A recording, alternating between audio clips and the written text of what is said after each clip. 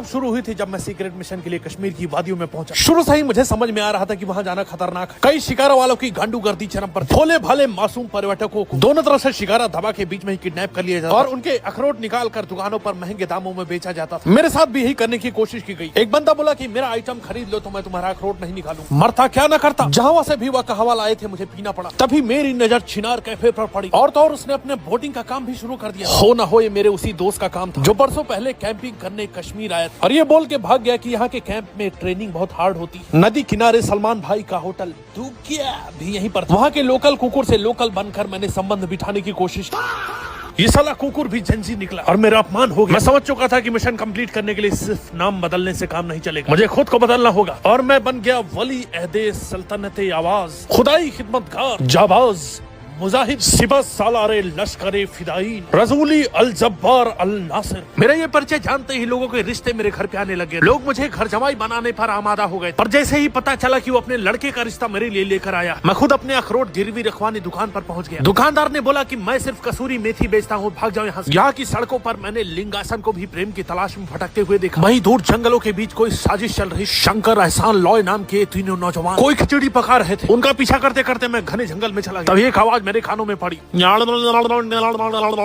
शायद ये भालू तमिलनाडु से आए थे और मुझे देखकर भयानक इशारे कर रहे थे। मैंने बोला मिशन अपनी जगह होता रहेगा। मैं निकल भागा और जंगल की बात जंगल में ही रह गई।